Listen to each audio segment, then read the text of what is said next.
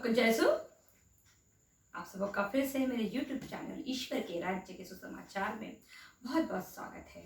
आप सबको बहुत शुक्रिया, धन्यवाद कि आप लोगों ने बहुत आयत से वीडियो को पसंद किया है और शेयर किया है। ये वीडियो को ऐसे ही आगे भी आप लोग शेयर कीजिए ताकि ईश वचन, एक्चुअली ईश वचन न कहते मैं कहूँगी कि सही मायने में ईश वचन लोगों तक पहुँचे, क्योंकि अभी एक ऐसा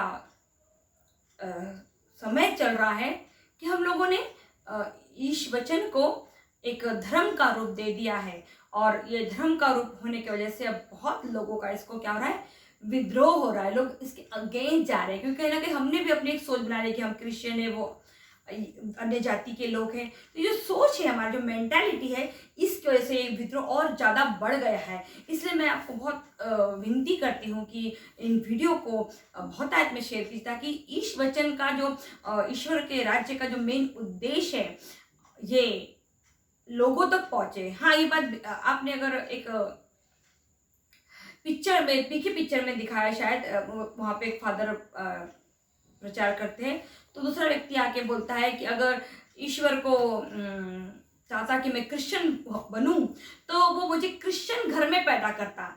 हाँ दोस्तों, अब ये वो मुझे दूसरे अन्य जाति में पैदा नहीं करते। ये पीके पिक्चर का एक सीन है।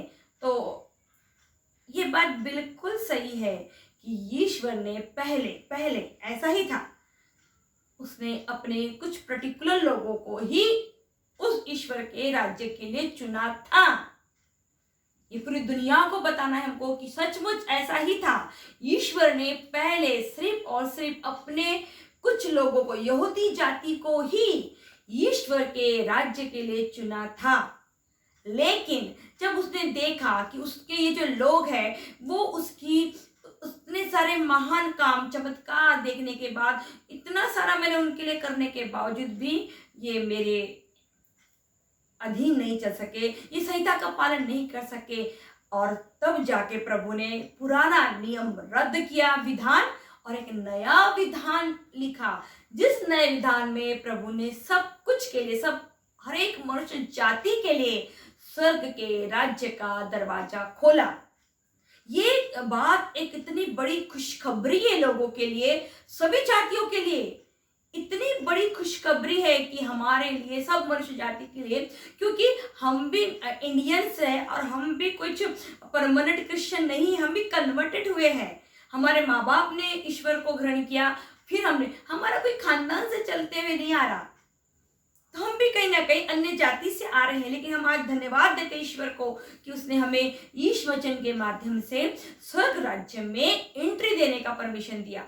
इसलिए ये हर एक मनुष्य जाति के लिए गर्व की बात है कि जो स्वर्ग का राज्य सिर्फ पहले कुछ पर्टिकुलर लोगों के लिए था, वो अब नए विधान के कारण, पुराना विधान रद्द हो चुका है, नया विधान है यीशु के कारण अब हर एक मनुष्य जाति इस राज्य में प्रवेश पा सकता है।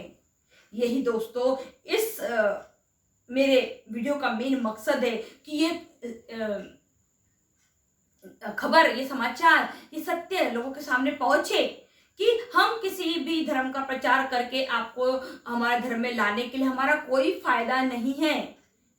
इसमें आप अगर कोई भी अन्य जाति का व्यक्ति यदि क्रिश्चियन यीशु को स्वीकार करता है और वो यीशु के बताए रास्ते में चलता है, इससे उस इंसान का कोई फायदा नहीं जो उसे यीशु के बारे में बताता है। सिर्फ इतना ही है कि यीशु की नजर में वो अपना कार्य कर रहा, बस। हमारा कोई पर्टिकुलर मकसद नहीं, हमको तो एक कार्य सौंपा गया है क्रिस्तीय लोगों को कि सब लोगों को जाके बता दो कि ईश्वर का राज्य हर एक मनुष्य जाति के लिए इक्वल में खुला हुआ है, कॉम्पिटिशन सभी के लिए एक जैसी ही है।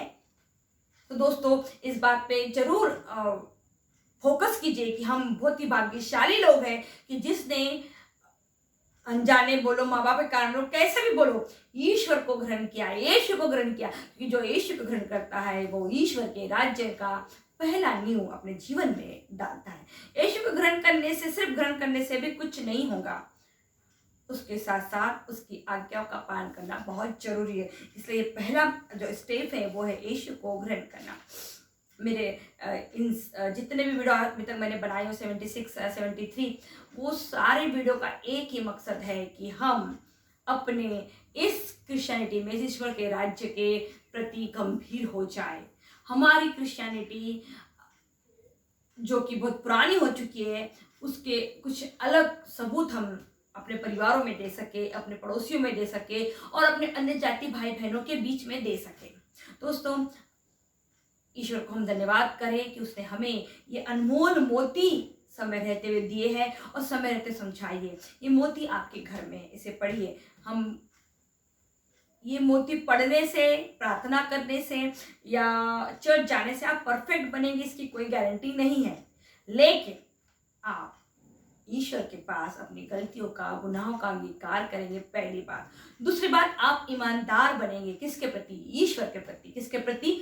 अपने प्रति। किसके प्रति? अपने रिश्तेदारों के प्रति, अपनी जिम्मेदारी निभाएंगे। तीसरा, अपने पड़ोसियों के प्रति। तो अगर हम परफेक्ट हो जाते तो यीशु को संसार में आने की जरूरत नहीं थी। अगर मनुष्य जाति अच्छे कर्म कर करके परफेक्ट हो जाता तो मुक्तिदाता, उद्धारकर्ता को क्रूस पे अपना लहू नहीं बहाना पड़ता। मैं फिर कहती हूँ, पिता मनुष्य को डायरेक्ट नहीं देखता, वो अपने पुत्र के पीछे से उसको देखता है। जब भी वो किसी व्यक्ति का न्याय करने बैठेगा तो वो पुत्र को देखेगा, आपको नहीं। इसलिए हमको हर एक दिन, हर एक पल उस ईश्वर के राज्य के करीब जाने की कोशिश करना है।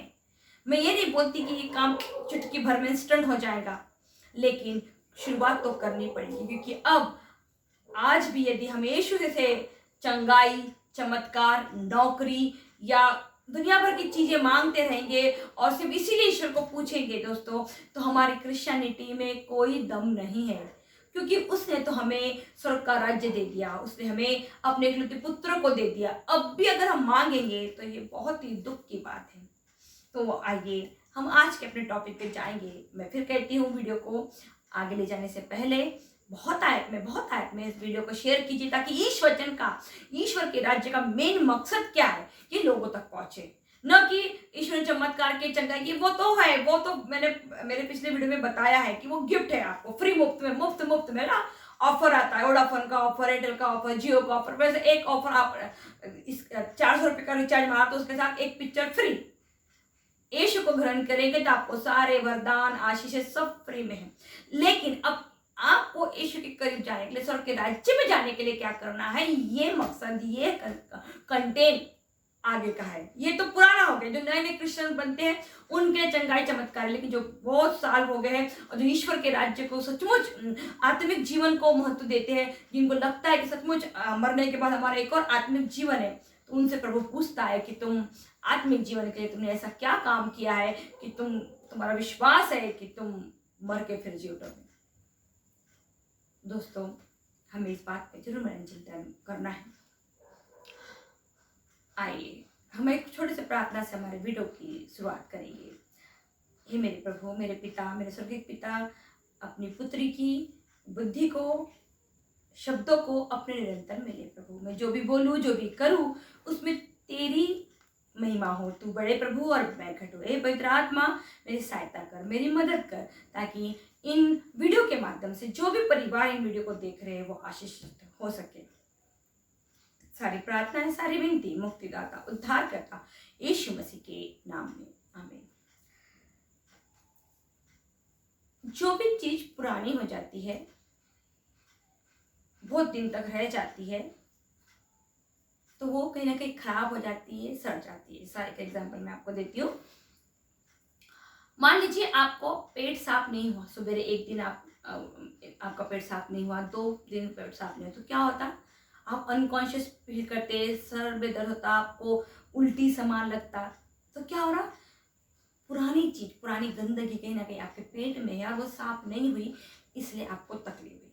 पहला कारण। सेम दूसरी चीज, आपने पुरानी बातें, पुरानी सोच, पुराने विचार यदि आपके दिमाग में है, तो वो भी कहीं ना कहीं आपको जाके क्या करेंगे? तकलीफ देंगे। तीसरा, मान लीजिए आपने खाना खाए, खाना आपने बहुत खाया और आपकी ज़रूरत से ज़्यादा खाना आप खा रहे हो, तो शरीर आपका जितना आपको एनर्जी है उतने में वो काम करेगा और बाकी क्या करेगा, उसको फैट में बदलेगा। तो क्या है, नुकसान। पहला, खाना नहीं पचा, पेट साफ नहीं हुआ तो नुकसान। दूसरा, जरूरत से ज्यादा आप खाना खा रहे हो तो शरीर जितना उसको जरूरत है उतना लेगा, बाकी चीज क्या करेगा, कहीं ना कहीं फैट में कन्वर्ट करते जाएगा और ये भी आप करो। तीसरा, यदि आपके दिमाग में पुरानी बातें, पुरानी यादें, पुरानी सोच, पुरानी कोई कल्पना है जिसको लेके आप आज तक बैठे हुए हो, ये भी आपको कहीं ना कहीं नुकसान देगा दोस्तों। तो बहुत जरूरी है हमको नए विधान की ओर जाने के लिए। तो नया विधान क्या कहता है, नया कहता है जैसे हम रोज सुबह उठते, ब्रश करते, फ्रेश होते, नहाते धोते, शरीर को नहला धुला के नया कपड़ा पहनाते, वैसे ही हमें हमारे आत्मिक जीवन में भी अगर नहा धो के फ्रेश होके नया कपड़ा अगर पहनना है तो हमें हमारी हर एक पुरानी बातों को, हर एक पुरानी सोच को, हर एक पुरानी कल्पना को दिमाग से डिलीट मारना पड़ेगा और एक नई सोच को, एक नई कल्पना को, एक नई उत्तेजना को, एक नई जोश के साथ ईश्वर के करीब जाना होगा।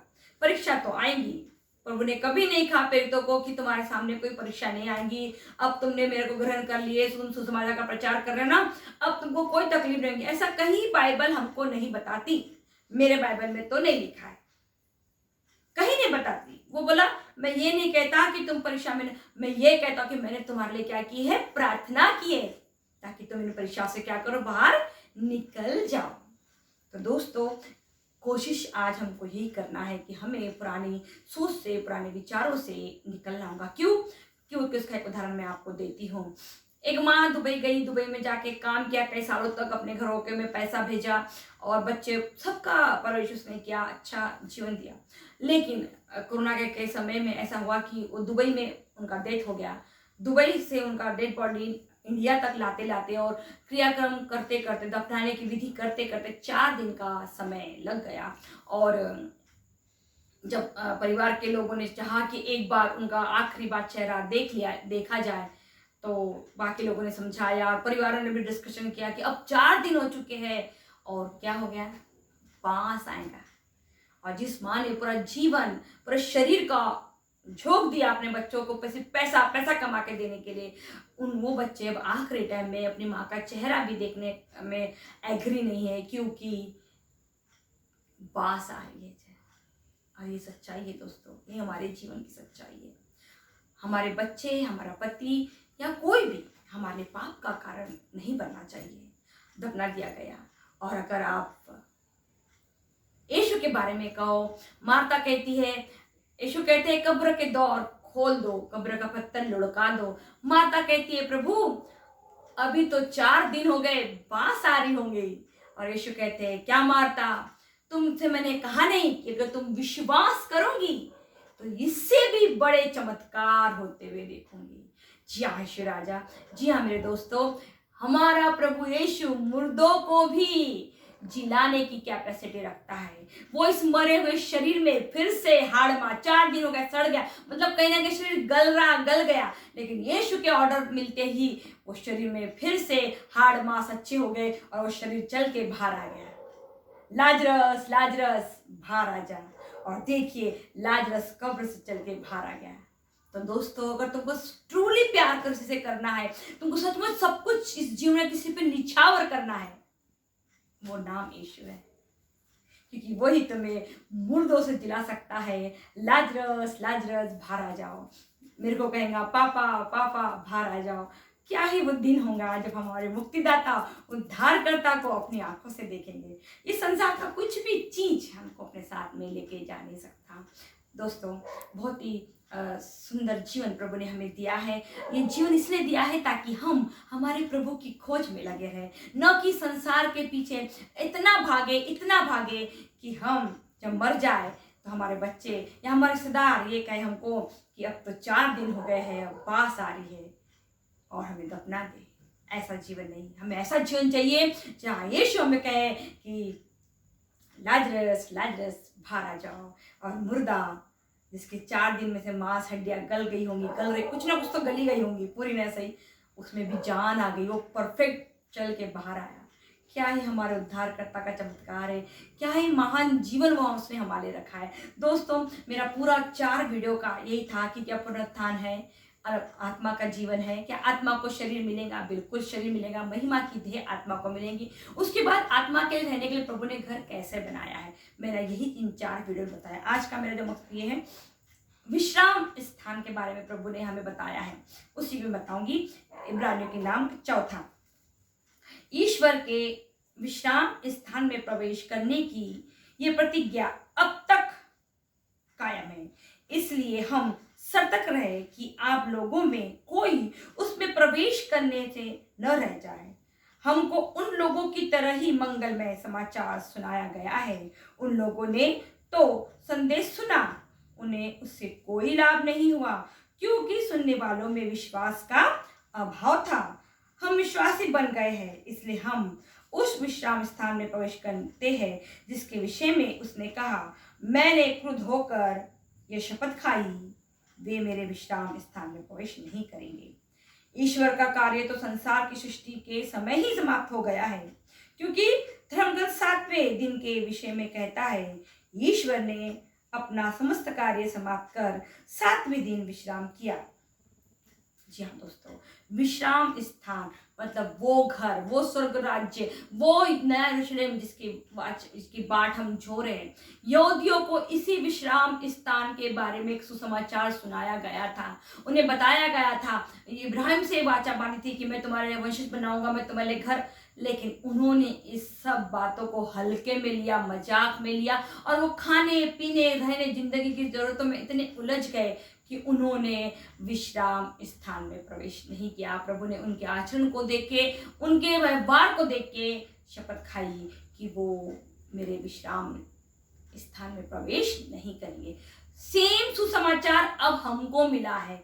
हम भी क्रिस्त धर्म को इसलिए स्वीकार नहीं करते सिर्फ क्योंकि यीशु हमारे क्रूस पे मरे और हमारे पापों को क्षमा मिल गई, नहीं। हम ये तो एक कारण, दूसरा सबसे बड़ा कारण ये है कि हम इस पे विश्वास करते हैं कि जैसे यीशु मृतकों में से जी उठ के महिमा की देह के साथ पिता की दाहिनी ओर बैठे हैं, वैसे हम भी मर के जी उठने के बाद महिमा की देह पहन के यीशु के बाजू में कलीसिया के रूप में रहने वाले हैं।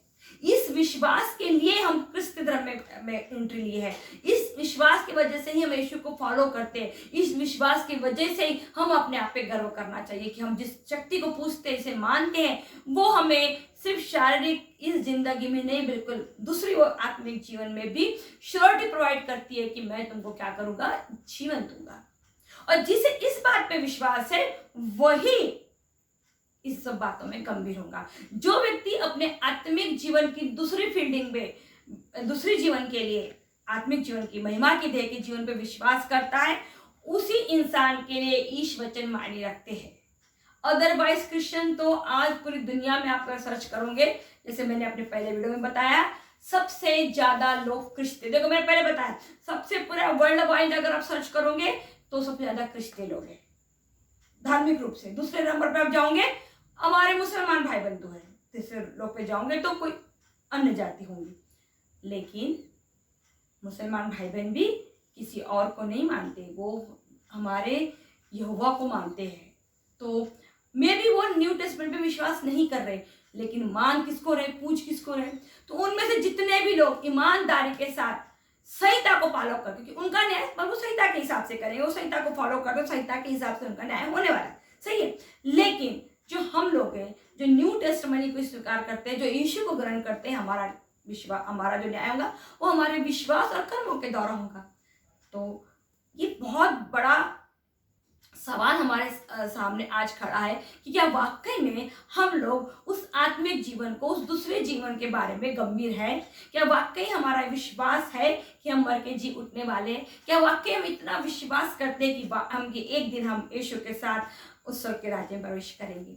नया विधान ये है, नया विश्राम स्थान ये है, जहाँ हम पिता और पुत्र के साथ, स्वर्गदूतों के साथ यीशु के उस पिता पुत्र के सामने उनकी स्तुति और आराधना करते हुए जीवन बिताएंगे। हम एक ऐसे जीवन की बाट जो रहे जो सचमुच आज हमारी कल्पना के परे है, लेकिन जैसे बोलते ना, किसी कोई बड़ा व्यक्ति कुछ बड़ा मिराकल करता, चमत्कार, बड़ी बड़ी बिल्डिंग बनाता, बोलते वाओ, तो बस ये वाओ जैसा फैक्टर है कि हम जिसकी कल्पना नहीं करना वैसा घर वैसा जगह हमारे लिए इंतजार कर रहा है। और इसमें प्रवेश पाना बहुत ही आसान है यदि हम इस संसार की चीज़ों के पीछे नहीं भागे, संसार में होने वाले हादसों से सीखे कि हम अपने साथ में कुछ भी लेके जाने वाले नहीं है। हम भी 4 दिन के बाद कब्र में गल जाएंगे, सड़ जाएंगे, और हमारे अपने भी हमको अपने पास रख नहीं पाएंगे, उनको भी मजबूरी में गाड़ना ही पड़ेगा।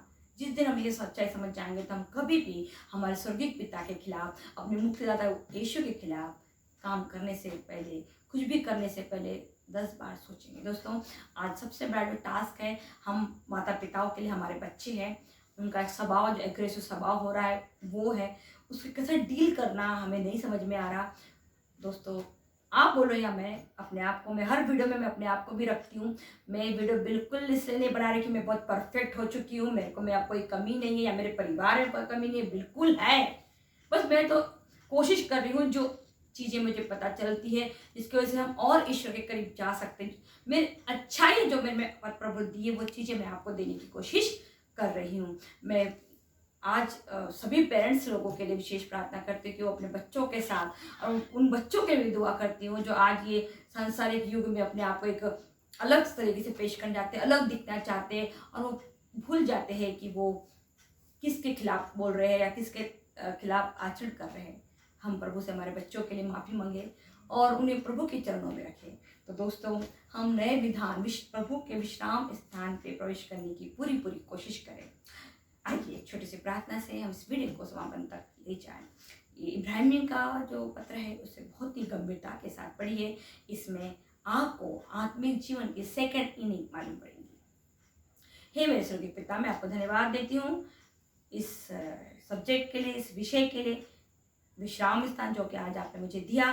प्रभु, मैं प्रार्थना करती हूँ अपने लिए और अपने पूरे परिवार के लिए, और वो सभी लोगों के लिए जो इन वीडियो को माध्यम से मुझे देख रहे हैं। प्रभु, इन सबों को तू आज के इस समय में आत्मिक जीवन की बातें, आत्मिक जीवन स्वराज्य के बारे में बात करना एक मजाक या कॉमेडी जैसा बन चुका है। प्रभु, ऐसे समय में कैसे तू अपने लोगों को चुनता है, उन्हें जोड़ के रखता है। प्रभु, ये मकसद है मेरा इन वीडियो का कि प्रभु सचमुच अगर हम एक सही क्रिस्ती है तो हमारे लिए सारी बातें हल्के में नहीं होनी चाहिए, पूरी गंभीरता के साथ होनी चाहिए। मेरे स्वर्गीय पिता, आज विशेष प्रार्थना मैं अपने बच्चे और जो भी लोग मेरा वीडियो देखते हैं उनके बच्चों के लिए करती हूँ। प्रभु, पवित्र आत्मा इन बच्चों के जीवन में कार्य करे प्रभु, ताकि ये अपनी मर्यादा को कभी ना लांघे।